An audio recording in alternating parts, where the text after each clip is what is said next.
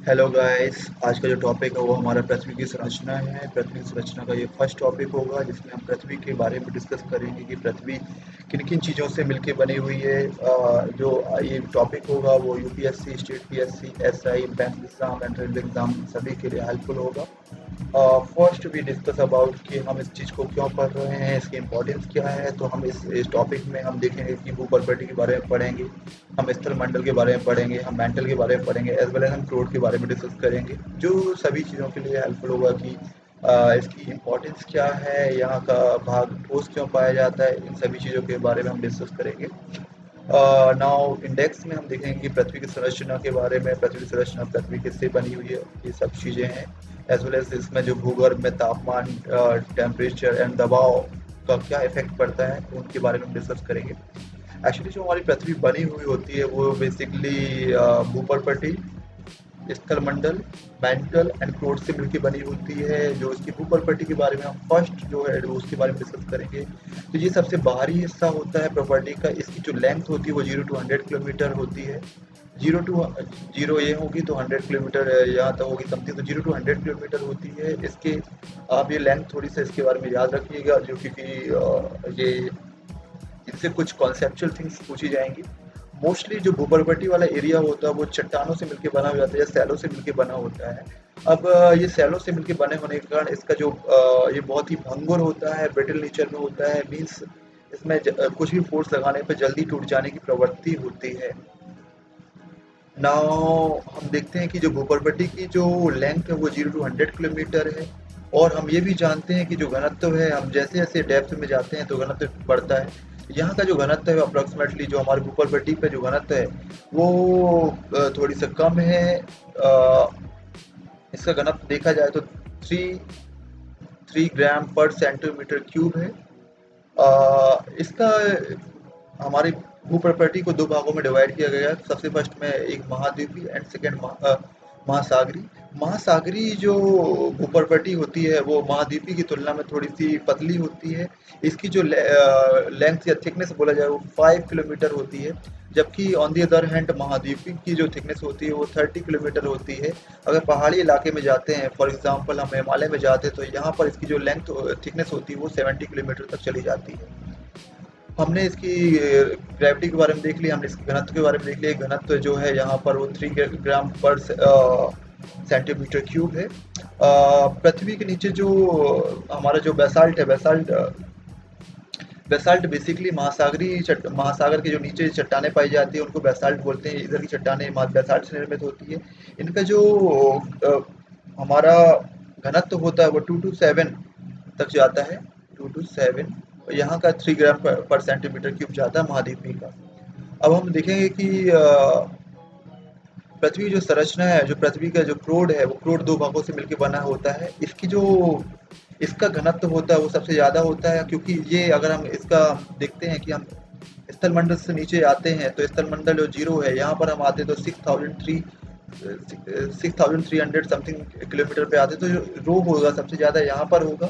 रो यहाँ पर कैसे वेरी करता है हम उसके बारे में डिस्कस करेंगे। जो उसकी डेंसिटी, रो मीन्स डेंसिटी, डेंसिटी कैसे वेरी करेगी हम उसके बारे में डिस्कस करेंगे। तो जो घनत्व होता है सबसे ज़्यादा होता है।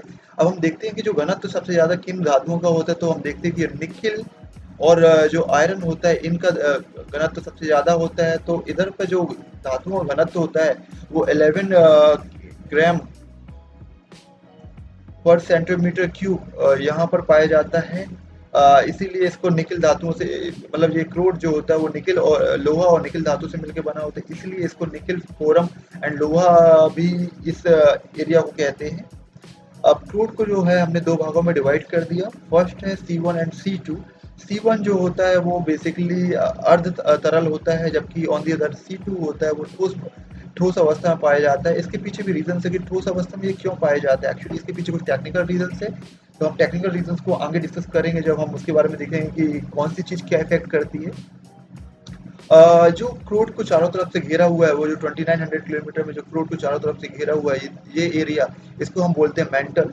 मेंटल बेसिकली सिलिका और मैग्नीशियम से मिलकर बना होता है, इसलिए इस एरिया को या इस सीमा को हम सिलिका मैग्नीशियम एरिया एरिया भी कहते हैं। यहाँ पर जो 2900 किलोमीटर पे आ गए हम, तो यहाँ पर जो इस एरिया में जो हमारी धातुएं पाई जाती हैं, सिलिका या मैग्नीशियम, इनका जो घनत्व होता है वो 3.1 टू 5.1 है। आप देख सकते हैं कि यहाँ पर जो था 3 ग्राम था और 2 टू 7 था, 2.7 था, लेकिन यहाँ पर जो है 3.1 टू 5.1 है यहाँ की धातुओं का घनत्व।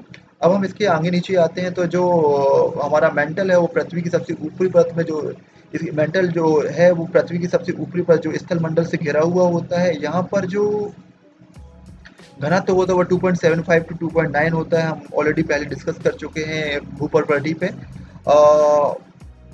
स्थल मंडल का जो निर्माण होता है वो बेसिकली सिलिका और एल्यूमिनियम से होता है, इसलिए इसको स्याल बोला जाता है।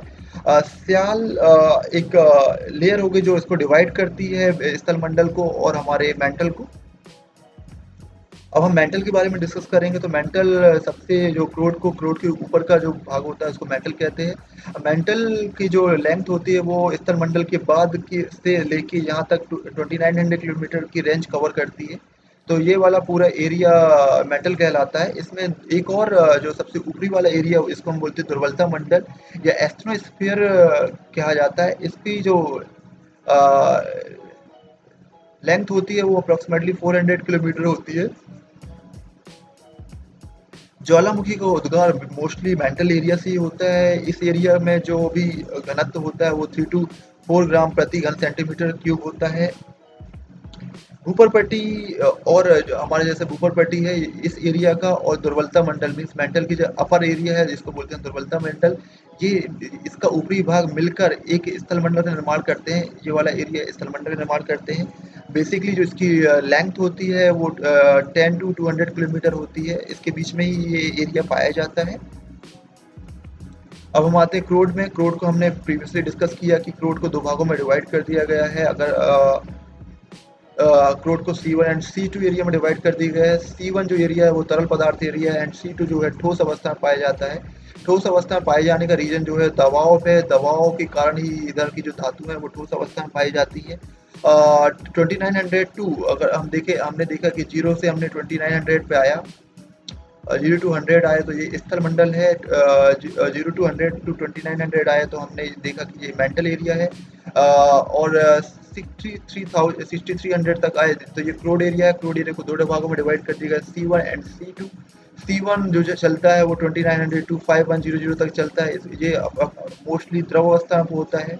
लेकिन यहाँ का जो क्रोड वाला एरिया है C2 एरिया, ये ठोस अवस्था में पाया जाता है।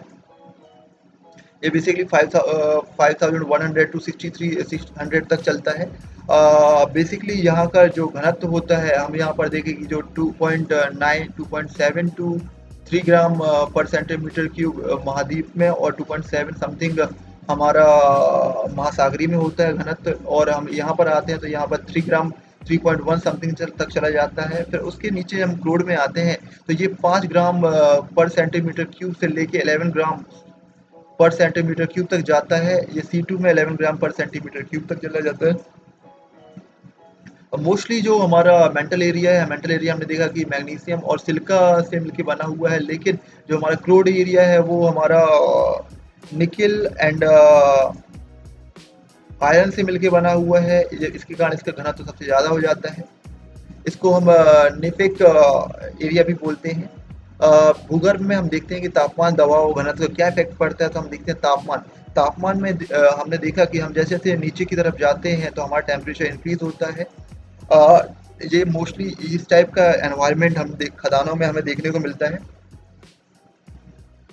हमने देखा कि जैसे हम स्टार्टिंग में जो हमारा 32 मीटर पे 1 डिग्री सेल्सियस बढ़ता है, तो इसके हिसाब से अगर 32 डिग्री में 1 डिग्री सेल्सियस बढ़ता है तो 1 किलोमीटर में अप्रोक्सीमेटली हमारा टेम्परेचर जो होना चाहिए वो 300 डिग्री सेल्सियस होना चाहिए।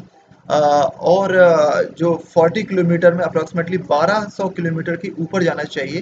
तो लेकिन ये मीन्स 0 टू 40 में ही जो हमारा ये भूपर्वती एरिया है, इसी में हमारी जितनी भी धातुएं हैं वो पिघली हुई अवस्था में होनी चाहिए। लेकिन ये ऐसा होता नहीं। इसके पीछे क्या रीजंस है उसके बारे में हम देखते हैं। तो हम देखते हैं कि जैसे जैसे चट्टानों में हम जैसे जैसे गहराई में जाते हैं तो उनका जो पिघलने का तापमान बिंदु मीन्स मेल्टिंग पॉइंट है वो बढ़ जाता है। अब वो कैसे बढ़ जाता है उसके बारे में देखते हैं। ये बेसिकली दबाव के कारण बढ़ता है। जैसे चट्टानों का जो मेल्टिंग पॉइंट है वो दबाव के कारण इतना बढ़ जाता है कि वो मेल्ट नहीं हो पाती उस टेम्परेचर में।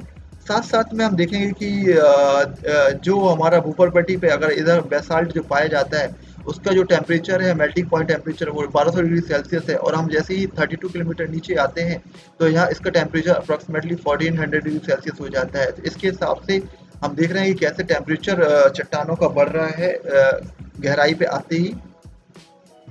हम वन मोर थिंग और इसके बारे में डिस्कस करेंगे कि जैसे हम 100 किलोमीटर पे हमारा जो टेम्परेचर है वो 12 डिग्री सेल्सियस पर किलोमीटर है।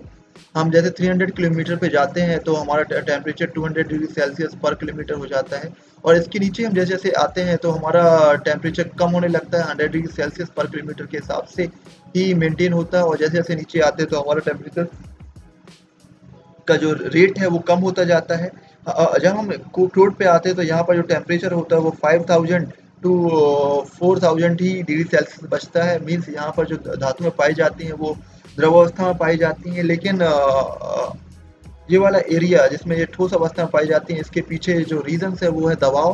दबाव के कारण क्या होता है एक्चुअली कि जब बहुत ही ज़्यादा दबाव होता है, बहुत ही इतनी सारे लेयर्स हैं, इन लेयर्स का दबाव कंटिन्यूसली बढ़ता जाता है। ये दबाव अप्रॉक्सीमेटली समुद्र तल के जो पृथ्वी वायुमंडलीय दाब जो समुद्र के तल पर होता है उसका जो 30 to 40 lakhs time more than होता है। जिसके कारण क्या होता है कि जो हमारा ये जो क्रोड पे जो हमारा ठोस C2 एरिया होता है वो ठोस द्रव अवस्था में पाया जाता है, लेकिन दबाव के कारण वो ठोस अवस्था में कन्वर्ट हो जाता है। इसको हम प्लास्टिक नुमा भी संरचना बोलते हैं। अब हम देखते हैं घनत्व घनत्व हम देखते हैं कि जैसे जैसे हम गहराई के साथ घनत्व बढ़ता है तो हमारा जो भूपरपट्टी पे 2.7 था और 3 था, अब वो आके हमारा मेंटल एरिया में वो 3.1 हो जाता है, और हमारा क्रोड एरिया में 5 टू 11 हो जाता है। मीन्स ये घनत्व कंटिन्यूसली इंक्रीज हो रहा है, तो मीन्स जैसे जैसे हम दबाव एरिया में जाते हैं तो हमारा घनत्व बढ़ता जाता है। इसके कारण प्रेशर के हिसाब जैसे जैसे प्रेशर बढ़ेगा उसकी डेंसिटी भी इंक्रीज होगी, जैसे जैसे डेंसिटी इंक्रीज होगी उसके साथ उसका मेल्टिंग पॉइंट भी इंक्रीज होगा। तो ये सब चीज़ें एक दूसरे से इंटररिलेटेड हैं। अब हम आगे वाले वीडियो में हम देखेंगे कि सेलों का प्रकार, किस टाइप से सेलें पाई जाती हैं, कौन सी सेलों में किस टाइप की क्वालिटी पाई जाती है, हम इसके बारे में डिस्कस करेंगे। इसके पहले हम आप हमारा चैनल सब्सक्राइब कर लीजिए। आप यहाँ पर जाके आप हमारा चैनल को डायरेक्टली सब्सक्राइब कर सकते हैं। और आगे की वीडियो को देखने के लिए अगर आपको ये वीडियो पसंद आता है तो आप हमें थम्स अप कीजिए, और साथ साथ में आप इस वीडियो को शेयर कीजिए जिससे और ज़्यादा से ज़्यादा लोगों के लिए ये हेल्पफुल हो पाए। Thank you so much. Anand Rao academy.